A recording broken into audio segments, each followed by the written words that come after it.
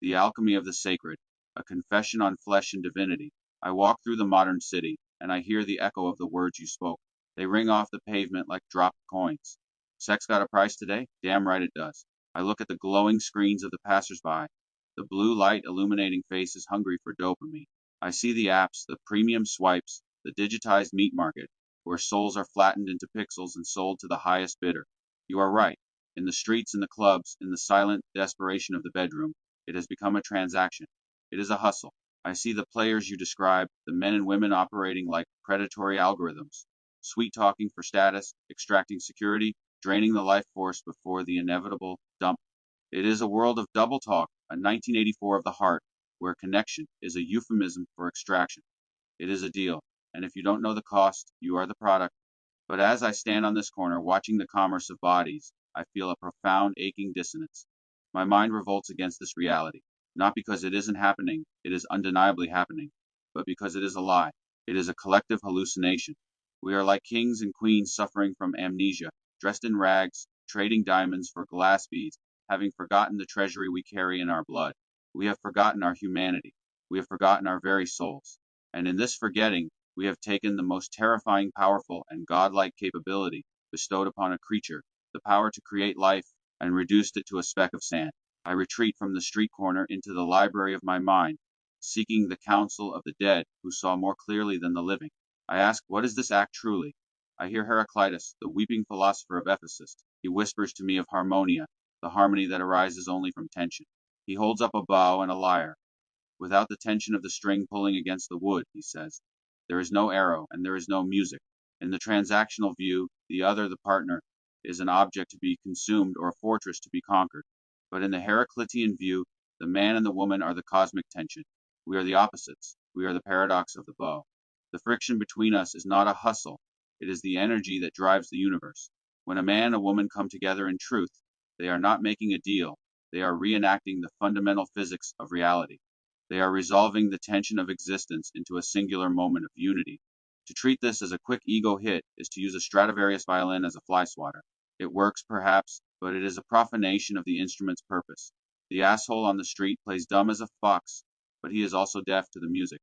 He hears only the noise of his own hunger, missing the symphony of the spheres that plays when two opposites align to create a third. I turn the pages to the bards, the architects of the heart who understood that love is not a commodity, but a cosmology. William Shakespeare, the master of the human condition, did not see the union of lovers as a fleeting exchange of pleasure. In his sonnets, he raged against the tyranny of time, seeing the act of union not as a biological function, but as the only defiance mortal man can offer against entropy. And nothing 'gainst time's scythe can make defense, he wrote, save breed to brave him when he takes thee hence. To Shakespeare, the refusal to create, the hoarding of oneself in a transactional vacuum, was a sin of gluttony, consuming oneself in a waste of shame.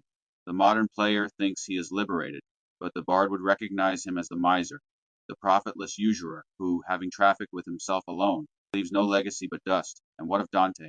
For him, the love of a woman was not a pit stop for the ego. It was the ladder to the divine. Beatrice was not a conquest.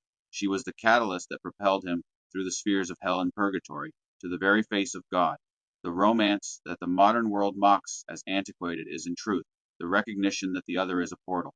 The troubadours knew this. The romantics knew this.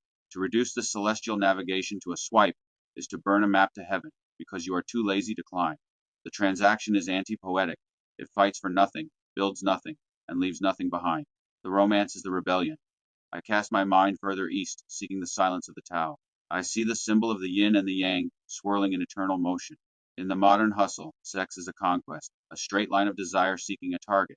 It is aggressive, linear, and finite. But the Taoists teach that the masculine and the feminine are not competitors in a marketplace. They are the breath of the cosmos. Yang is the active, the expanding, the light. Yin is the receptive, the contracting, the dark. One cannot exist without the other. In the transaction, we try to consume the other to fill ourselves. In the union, we empty ourselves to be filled by the other. This is the wisdom of the Upanishads, the shattering of the ego. When the transaction is purely physical, the ego remains intact, it calculates, it judges, it keeps score. Did I get my money's worth? Did I get my clout? But in the sacred union, the ego dies. For a brief, terrifying moment in the crescendo of the act, there is no I, there is no you, there is no price. There is only Brahman, the undivided reality. The vampires you speak of are terrified of this death. They feed on others because they are too afraid to let themselves die into the union. They remain small, separate, starving ghosts, forever swiping, but never touching the divine. This wisdom is not limited to the text. It hums in the red earth of the ancient continents. I look to the wisdom of the Aborigine and the African. The African philosophy of Ubuntu asserts, I am because we are. In the sexual union, this truth becomes flesh. The isolated I of the narcissist dissolves into the we of the creative act. To treat the partner as a resource is to sever the Ubuntu, to cut the cord that connects us to the human family, leaving us as drifting, ghost like fragments, condemned to a perpetual state of spiritual loneliness. This loneliness is the true cost of the hustle, a debt that compounds with every hollow encounter. Deeper still, the Aboriginal elders speak of the songlines and the dreaming. In the transactional world, a child is often viewed as a consequence, a burden, or an accident of the hustle. But the elders believe that a spirit child waits in the dreaming to be called forth. Conception is not biological mechanics, it is a cosmic invitation.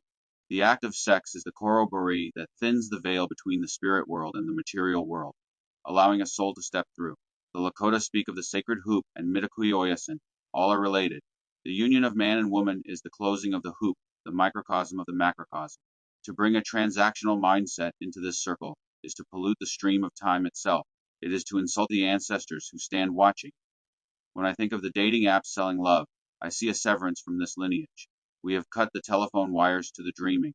We treat the act as a recreational sport, ignoring the fact that we are standing on holy ground.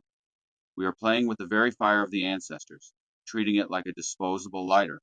This severance creates a psychological vacuum, a ghost in the machine of the modern self. The individual, having reduced the most profound act of relationality to a series of consumable events, begins to experience a peculiar form of existential vertigo. They feel unreal because their connections are unreal. They seek validation in the mirror of another's desire, but it is a funhouse mirror, reflecting back a distorted, fragmented image. This is the true double talk, not just the lies told to a partner, but the lie the self tells itself, that it can engage in the divine act without invoking the divine consequence. The soul, however, keeps a ledger that the ego cannot access. It registers every profanation, every time the sacred fire is used for a campfire, and it grows colder, more brittle. This is why the player and the vampire, despite their apparent conquests, often radiate a profound emptiness. They are not filled by their exploits, they are hollowed out by them. They have consumed the symbol, but missed the substance, and their hunger is a phantom pain for a nourishment they no longer believe exists. Now I must confront the most staggering reality of all, the premise that shifts the ground beneath my feet. Let us look at the mechanics of the hustle. You trade money for a body, you trade status for a night. These are finite exchanges, dust for dust, ash for ash, but consider the sacred reality. I look at my own hands. I look at the vastness of my own mind, my memories, my fears, my capacity to love, to reason, to imagine galaxies. Where did this come from? It came from the union of two people. This is the God act. It is the only moment in human existence where we possess the power of ex nihilo creation, creation out of nothing. We are not merely rearranging furniture, we are building a cathedral from thin air. When a man and a woman unite in the fullness of their being, they are not just creating a biological organism. The biology is the least of it. They are creating an immortal soul. They are creating a consciousness that will perceive the universe, a mind that will contain libraries of thought, a heart that will feel oceans of emotion. They are creating a new universe, a unique, sovereign perspective that has never existed in the history of time and will never exist again. God created the macrocosm, the stars, the void, the planets, but He delegated the creation of the microcosm, the human soul, to us. He handed us the keys to the workshop. He said, I have made the stage, you must populate the play. To stand before this power, the power to summon an immortal being from the void, and to ask, how much does this cost, is the ultimate absurdity. It is the definition of profanity. It is like standing before the burning bush and asking if you can use the fire to light a cigarette. The responsibility of this act is crushing in its beauty. We are sub-creators, little gods playing in the garden of the absolute, and yet we treat the generative act as if it were a handshake. We have traded the miracle of Genesis for the banality of the ledger. We have become spiritual amnesiacs, wielding a thunderbolt to power a nightlight. So I return to the street corner. I see the assholes and the vampires. I see the double talk and the traps, but now I do not see them with anger. I see them with a profound, heartbreaking pity. They are playing dumb as a fox, but they are also playing poor in the midst of a treasury. They are trading the power to create universes for a quick ego hit. They are trading the alchemy of the soul for a handful of copper coins. The asshole thinks he is winning because he got what he wanted without paying. He is the predator, but he is the loser.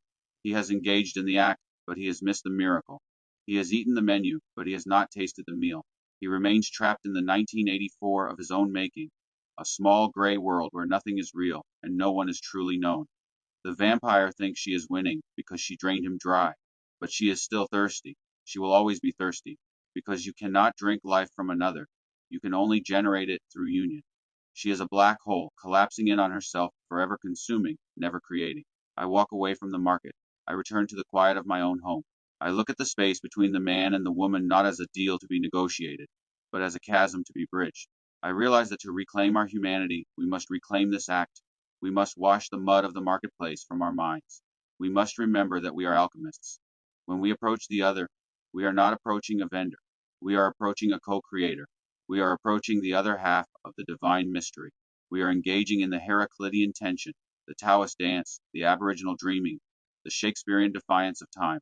We are stepping into the alignment with natural law, the law that says life comes from love, the law that says the material is the cradle of the spiritual, the law that says we are made in the image of a creator, and therefore we are most like him when we create. This is the price of sex today. No, the price is higher. The price is your ego. The price is your selfishness. The price is your separate, lonely identity. You must pay with your whole self to receive the whole other, and in return, you do not get a transaction. You do not get a swipe. You get a universe. You get the immortal. You get the quiet, terrifying, beautiful power to look into the eyes of another and see the spark that lights the stars. You get to participate in the continuing creation of the world. This is the deal, and it is the only one worth signing.